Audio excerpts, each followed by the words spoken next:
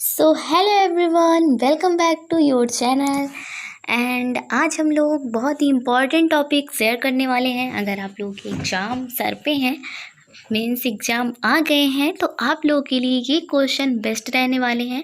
आप अगर इसमें से पढ़ के जाते हैं तो जैसा कि मैं बता दूं कि जो एनएम सेकेंड ईयर का क्वेश्चन पेपर होता है उसमें जो हेल्थ सेंटर मैनेजमेंट और मिडवाइफरी दोनों के क्वेश्चन में 75 नंबर के क्वेश्चन आते हैं और 25 नंबर जो होता है वो आपको प्रैक्टिकल में मिलता है। तो 75 में से 15 जो होते हैं वो MCQs हो गए और फिल इन द ब्लैंक्स और फुल फॉर्म या मैच द फॉलोइंग, ये सब क्वेश्चन आते हैं।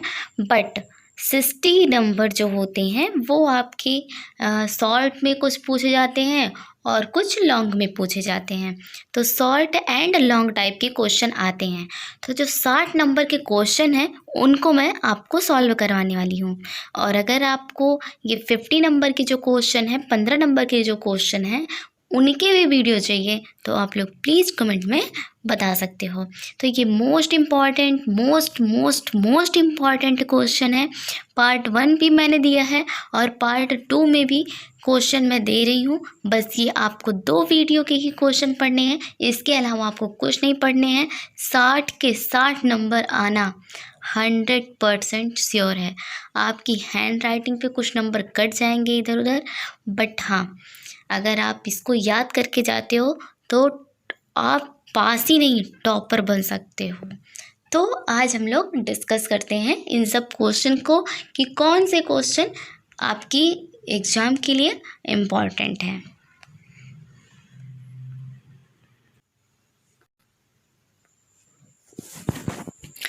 तो सबसे पहला क्वेश्चन है, अबगार स्कोर किसे कहते हैं। तो अबगार स्कोर जो होता है वो बच्चों के लिए मापा जाता है। अब ये जब बच्चा पैदा होता है तो उसके लिए अबगार स्कोर किया जाता है। ये सब आपको पढ़ लेना है। बस मैं इम्पॉर्टेंट क्वेश्चन आपको बता रही हूँ। अगर आपको इसकी डिटेल वीडियो चाहिए तो आप लोग प्लीज़ कमेंट में कमेंट कर सकते हैं कि आपको इसकी डिटेल वीडियो पूरे आंसर के साथ चाहिए। सेकंड क्वेश्चन है कि स्तन शोथ किसे कहते हैं। थर्ड, वेदनायुक्त ऋतुस्राव जिसको कहते हैं डिस्माइनोरिया, इट्स कॉल्ड डिस्माइनोरिया, जिसमें क्या होता है कि जब मेंस्ट्रुएशन साइकिल स्टार्ट होती है तो बहुत पेन होता है। इम्यूनाइजेशन, टीकाकरण क्या होता है। तो टीकाकरण के बारे में आप लोगों को बताना है कि टीकाकरण क्या होता है।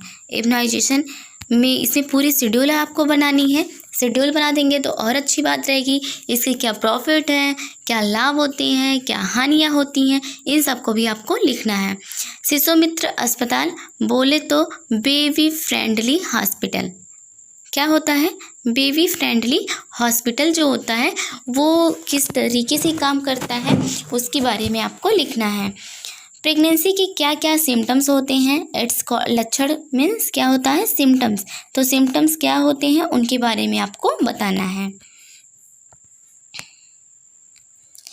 और क्या है, प्रसव पूर्व देख रेख से क्या समझती हैं। प्रसव पूर्व देख रेख का उद्देश्य क्या है। मतलब इसमें से किन्हीं 3 को आपको लिखना है। जो आ बा दिया है इसमें से या फिर आप आ को करिए या फिर बा को करिए। फिर उसके बाद वो इसमें भी देखो, प्रसव पूर्व मतलब होता है कि एंटीनेटल केयर। तो एंटीनेटल केयर से आप क्या समझती हैं इसके बारे में आपको लिखना है। सेकंड क्वेश्चन है, प्री एक्लैम्सिया से क्या समझते हैं। तो प्री एक्लैम्सिया जो दौरे आते हैं इन सब के बारे में आपको लिखना है कि प्री एक्लैम्सिया के साइन एंड सिम्टम्स क्या हैं, प्री एक्लैम्सिया की नर्सिंग केयर क्या है। तो इन तीनों में से किसी एक को ही करना है कि क्योंकि इसने पहले ही बोला कि इन्हीं 3 का विस्तृत वर्णन करें। तो बस साइज में दिया है तो इसमें से सिर्फ आपको एक ही क्वेश्चन करना है। थर्ड है गर्भाधान से क्या मतलब, गर्भाधान क्या है बोले तो एबॉर्शन। तो एबॉर्शन को पूछ रहा है कि एबॉर्शन क्या होता है। या फिर आपको ये लिखना है या फिर आपको लिखना है कि भ्रूण विकास की अवस्था का वर्णन करें। मीन्स जो बच्चे होते हैं जब गर्भ में होते हैं तो उनका विकास कैसे होता है, किस तरीके से उनकी डेवलपमेंट होती है, जैसे कि 6 मंथ पे क्या चेंजेस आते हैं, क्या क्या नेल्स आ जाती हैं, और फिर हार्ट कब उनके अंदर उनका कब विकास होता है, कब आँख का विकास होता है, कितने वीक में, ये सब आपको लिखना है। फिर एबॉर्शन, एबॉर्शन क्या होता है उसके बारे में लिखना है। एबॉर्शन के टाइप क्या होते हैं, और सेप्टिक एबॉर्शन की देखभाल का वर्णन करें। तो सेप्टिक एबॉर्शन जो होता है वो क्या होता है, इसमें से आपको एक ही लिखना है, पूरा नहीं लिखना, ठीक है। आपको बस इसमें से 3 क्वेश्चन लिखने हैं, आपको जो क्वेश्चन आ रहे हो वो लिखें। तो और ये सॉरी, गर्भाधान का मतलब एबॉर्शन नहीं, गर्भाधान का मतलब होता है बेबी कंसीव करना, प्रेगनेंसी। तो ये होता है गर्भाधान, मतलब होता है गर्भ में जब बच्चे आते हैं, बोले तो प्रेगनेंसी, उसी को गर्भाधान कहते हैं।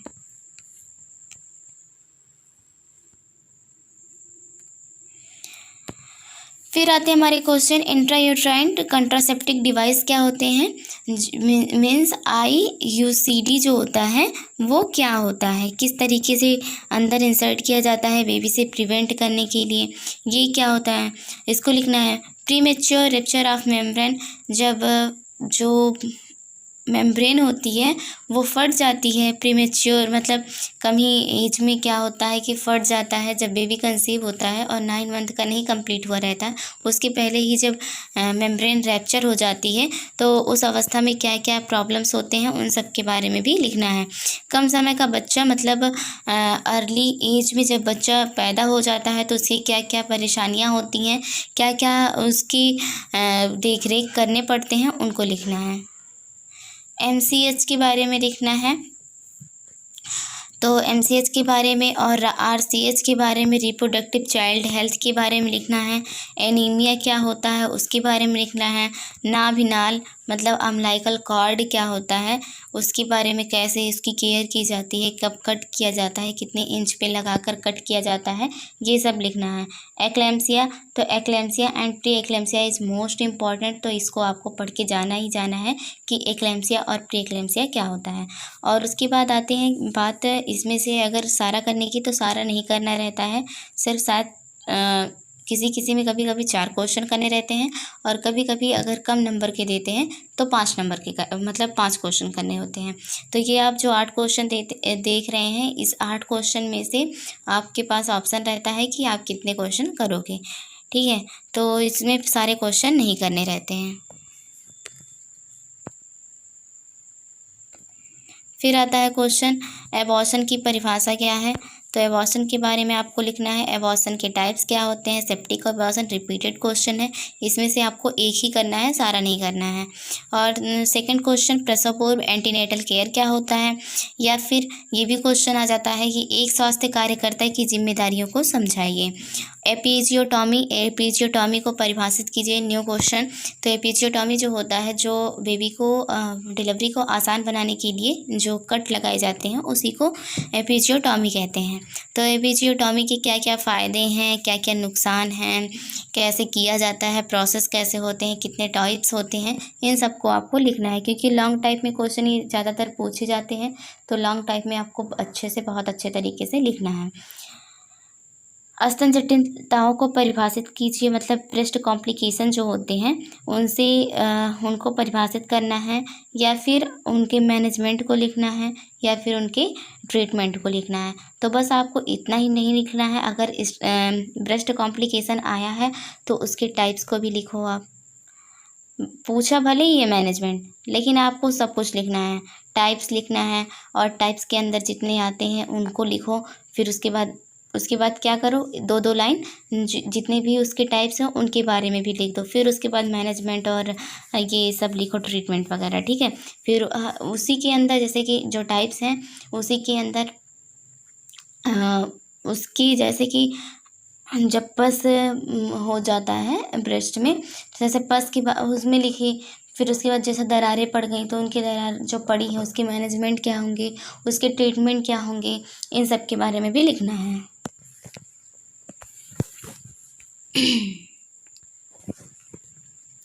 एक्टोपिक प्रेगनेंसी रिपीटेड क्वेश्चन, मैंने उस वीडियो में भी बताया था कि ectopic pregnancy is most important. देखिए इसमें भी रिपीटेड है। फाइब्राइड यूट्रस की साइन एंड सिम्टम्स लिखना है। तो एपिजियोटॉमी ये थोड़ा कम इम्पॉर्टेंट है, बट फिर भी थोड़ा बहुत पढ़ लेना, कभी कभी क्वेश्चन में पूछ लेता है। एबॉर्शन से क्या समझते हैं? एबॉर्शन वही एबॉर्शन, तो ये रिपीटेड क्वेश्चन। गर्भावस्था के साइन एंड सिम्टम्स, मतलब प्रेगनेंसी के टाइम क्या साइन एंड सिम्टम्स होते हैं। प्रेगनेंसी के दौरान होने वाली समस्याएं क्या होती हैं, तो इन समस्याओं के बारे में भी लिखना है। जो छोटी छोटी समस्याएं होती हैं जैसे कि वोमिटिंग होना, नोजिया, वोमिटिंग, ये सब जो कॉम्प्लिकेशन होती हैं छोटी छोटी, इन सब के बारे में भी लिखना है। तो ऐसे 10-12 कॉम्प्लिकेशन हैं जो प्रेगनेंसी के दौरान आते हैं, इन सब के बारे में आपको लिखना है। थर्ड क्वेश्चन है प्रसव पश्चात देखभाल, मतलब पोस्ट नेटल केयर क्या होती है। पोस्ट नेटल केयर के जो एलिमेंट्स हैं, मुख्य तत्व क्या होते हैं, इंपॉर्टेंट एलिमेंट्स के बारे में लिखना है। और इसमें जो पोस्ट नेटल केयर में एक नर्स की भूमिका क्या होती है, उनका रोल क्या होता है, इनके बारे में भी लिखना है। वैक्यूम एक्सट्रैक्शन से आप क्या समझते हैं, जो वैक्यूम से डिलीवरी होती है उससे क्या समझते हैं, उसके बारे में भी लिखना है कि किस तरीके से वैक्यूम से बेबी को डिलीवर कराया जाता है।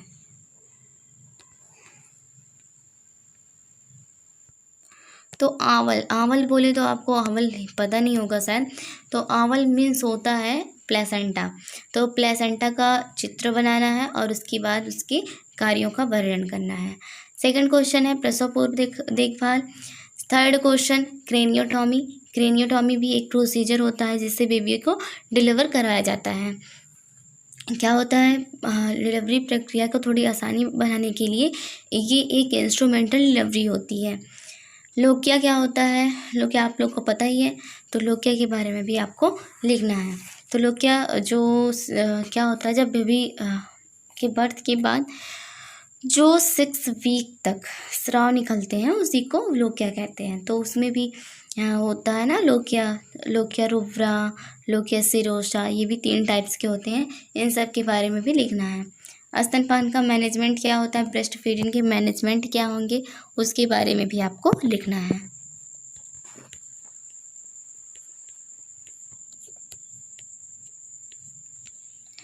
सोतिका अवस्था के दौरान, सोतिका अवस्था के कारण, ठीक है।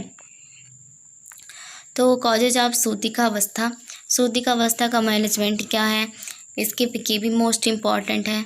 फिर बेबी की कॉम्प्लिकेशन को परिभाषित कीजिए, शिशु की जटिलता का सिम्टम्स, ट्रीटमेंट, इन सबको भी लिखना है। तो इसमें भी जैसे ऑप्थेल्मेटिस हो जाता है, अम्बिलिकल कॉर्ड में कोई प्रॉब्लम हो जाती है, ओरल थ्रस हो जाता है, तो यही सब इसके कॉम्प्लिकेशन होते हैं।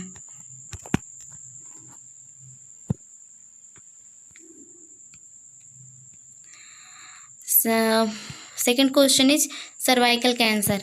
तो सर्वाइकल कैंसर भी थोड़ा उतना इम्पॉर्टेंट नहीं है, बट कभी कभी क्वेश्चन में पूछ लेता है, तो थोड़ा बहुत आपको तैयार करके जाना है। बट ये सब जैसे एंटीनेटल केयर वगैरह हो गया, ये बहुत ज़्यादा इंपॉर्टेंट है और इसको आपको तैयार करके ही जाना है। अगर आप नहीं पढ़ना चाहते, थोड़ा कम पढ़ना चाहते हैं, तो सर्वाइकल कैंसर को आप छोड़ सकते हैं, 2-4 लाइन में पढ़ लेंगे, बस उतना ही सफिशिएंट है। सेकंड क्वेश्चन, गर्भावस्था के दौरान HIV रोगी की प्रसव पूर्व देखभाल क्या होती है। नाभिनाल प्रोलैप्स क्या होता है, एड्स के बारे में लिखना है। बाल्यावस्था में रोगी का एकीकृत प्रबंधन क्या है। Reproductive child health. गर्भ निरोधक की अस्थायी विधियाँ क्या होती हैं। अस्थायी विधियाँ तो बस 2 ही होती हैं, एक मेल में और एक फीमेल में, जिसमें हिस्टेक्टॉमी करवाया जाता है। तो हिस्टेक्टॉमी और मेल में भी करवाया जाता है, तो सर्जरी के थ्रू ही, ऑपरेशन के थ्रू ही इसको ये होती हैं स्थायी विधियाँ। और अस्थायी विधियाँ की बात करें तो बहुत सारे मेडिकल वो आते हैं, मेडिसिन वगैरह आते हैं जो अस्थायी विधियों के अंतर्गत आती हैं। तो समाज में स्त्रियों के स्तर क्या हैं, इनके बारे में भी लिखना है। लॉन्ग टाइप में देखते हैं कि लॉन्ग टाइप में किस टाइप से क्वेश्चन आते हैं। Then episiotomy, repeated question. Breast complication, सोतिका अवस्था, सोतिका अवस्था को इंग्लिश में प्यूपेरियम कहते हैं। तो ये सब आपको मैंने बता ही दिया पहले ही। तो ये सब मोस्ट मोस्ट मोस्ट बोले तो आप लिख लो इसको कहीं, मोस्ट इम्पॉर्टेंट क्वेश्चन, इसको तो आपको बिल्कुल नहीं भूलना है, ठीक है।